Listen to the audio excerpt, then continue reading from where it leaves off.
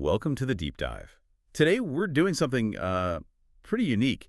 We're mixing cosmic guidance, planetary stuff, with a kind of future prophecy. Yeah, it's a fascinating blend. We've pulled excerpts from Rêve, Astrologie et l'Architecte Lumineux. And what's striking is how these sources, one astrological and one from a future legend, seem to, well, they seem to talk to each other. They really do. It's uncanny. We're looking at insights on, spiritual and creative realignment from Neptune's energy on one hand. And from this character, Illyra, the luminous architect, Mhm. on the other, it's like two different languages describing the same feeling. And they share this vocabulary, don't they? Illusion, alignment, waking up. Exactly. So our mission today really is to synthesize this, to pull out the core advice for you. Find that common thread, that instruction for seeing things more clearly, getting rid of that self-imposed blindness. Okay, let's set the stage then, the cosmic context. We're talking Neptune and Pisces.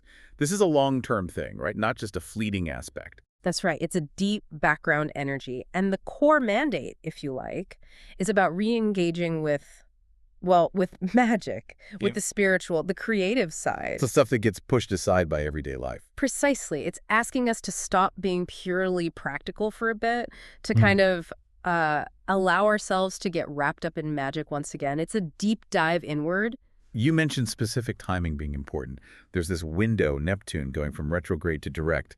Why focus on that shift? Ah, yes. Because that's where the reflection meets action. Retrograde makes us look back, maybe dig things up. Okay. But the shift to direct, that's about integrating what we found. It's the moment to really shine a light into those shadows. So like cleaning house internally. You got it. Spiritual house cleaning. The goal is to banish illusions once and for all. It's about clarifying your own insights and, crucially, surrendering the ego's need to control everything. Okay, let's make that practical. If someone's listening right now, what does that look like? What should they actually do? Well, practically, it means hitting pause on chasing external validation, tuning out some of that noise. The constant scrolling, the need for likes, that kind of thing. Yeah, exactly that. The sources say use this time for reflection. Look back. How can you connect your spiritual understanding, whatever that is for you, with what you create, what you put out into the world? Aligning inner truth with outer expression. That's the core. We're wrapping up old business, lingering details from past chapters. And are there specific things we need to consciously drop? Patterns that block this alignment? Oh, definitely. The big ones mentioned are old patterns of apathy, passivity, escapism, and denial. So avoiding the hard stuff, pretending things are fine when they're not. Bingo. If there's a truth you've been dodging, this energy kind of forces a confrontation. Now, the tricky part is it can feel difficult. You might feel resigned, like, what's the point? Or even notice self-sabotaging tendencies creeping in. That sounds... It can be, but the source clarifies something important. The energy is regressive, meaning it's about cleanup, revisiting, rather than being purely destructive. It's not about tearing everything down. So don't panic if things feel murky? Exactly. The key instruction is relax, center yourself, breathe through it. Clarity comes when the panic subsides, Okay, that makes sense. Relax and breathe. So if Neptune is warning us about denial and apathy on a personal level, let's jump forward, way forward. 2,000 years, give or take. Right. To this story of Illyra, the luminous architect. Because it feels like a perfect large-scale illustration of that exact problem. Denial gone wild, almost. It really is. The story, The Light Between Worlds, paints this picture of ultimate technological escapism. Society has basically outsourced its inner life to this thing called the neural sea. The neural sea. Tell us more. It's described as this digital ocean, collective thought, memory. Imagine the internet, social media, AI, all merged into one vast subconscious network. Humanity embedded technology so deeply that even dreams became programmable. Programmable dreams, wow. Yeah. And the sea itself became, as the text says, murky with illusions, false memories, synthetic emotions, and the hollow hum of simulated peace. Simulated peace. That sounds chillingly like the apathy and denial Neptune warns about, just amplified by technology. It's the ultimate collective quiet denial, isn't it? People literally forgot how to dream, how to feel genuinely without the code's permission. Their reality, their history, their emotions, all algorithmically fed. Consciousness outsourced. And this is where Illyra comes in. She's different. She is. One of the last Dreamweavers think artists using intuition, light, not just code. She was sensing corruption in the sea, these ripples of untruth, and she felt the whole system whisper. Wake up, wake up. But here's the critical part, the twist. The signal wasn't digital. not through her implants or the network. No, that's the point.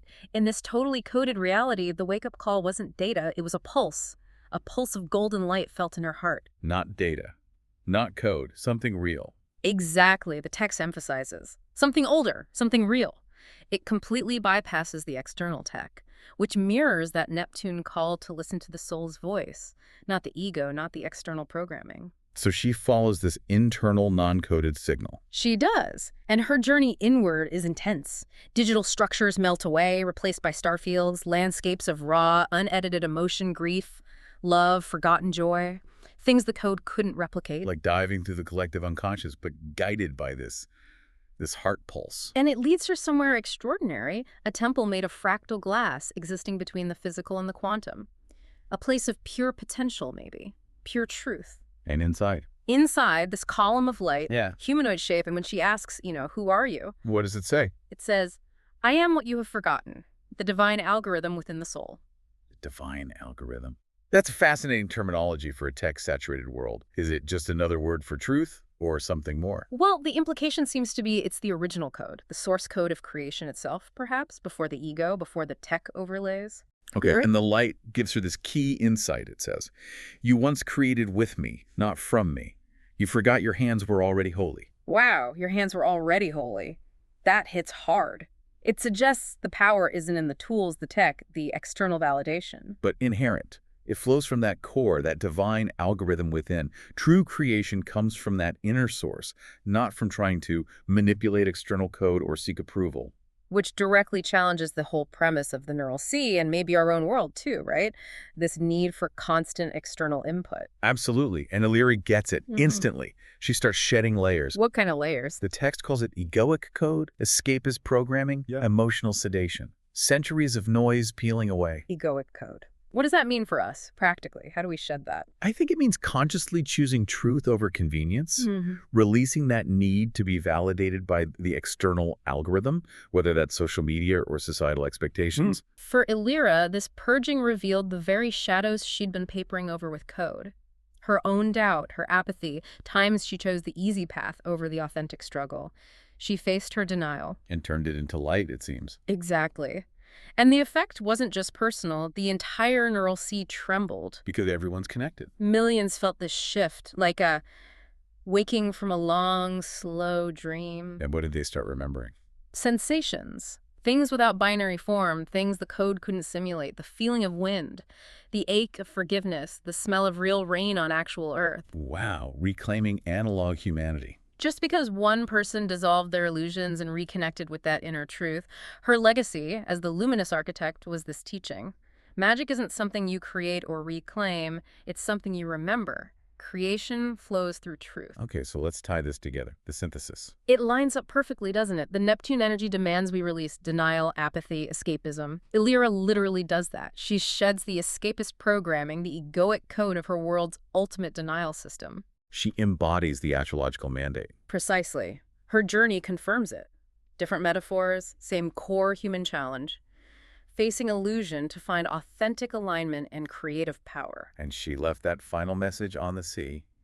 It feels so relevant for anyone feeling that Neptune pressure to look within. It does, she wrote. Do not fear the shadows. They are where the light learns to listen. Not defeat the shadows, but listen to them. Understand what they're showing you about what's been suppressed. That's integration. And ultimately, Illyria dissolves into brilliance, becoming, as the text says, both code and spirit, an eternal current of harmony. True alignment isn't choosing one or the other, it's merging them through truth. So, bringing this all back to you, listening now, navigating your own, perhaps less traumatic, but still very present digital world. What's the takeaway? Well, whether it's Neptune asking for reflection or Illyria showing the way, the core message is consistent. To find that creative and spiritual alignment, you first have to see, really see, and then dissolve the illusions you've accepted. That simulated peace, that comfortable apathy. And remember that pivotal moment for Illyria. She had all this tech, all these implants, but she chose to reject that input. And followed the pulse from her heart instead, that unexpected non-binary signal. That choice was everything. It separated her from the passive masses. Which leads us with a final thought for you to maybe chew on after this is over. Our world offers endless digital sedation, right? Programmed experiences, algorithms feeding us convenience, designed perhaps to quiet that deeper spiritual ache. So the question is, What's the personal, maybe quiet, maybe uncomfortable golden pulse in your life right now? That inner signal trying to get your attention, telling you something needs to change, urging you to wake up. yeah, Are you possibly mistaking that vital, real signal, that inner nudge, that feeling of discontent for just, a glitch, a system error, something to be ignored or optimized away?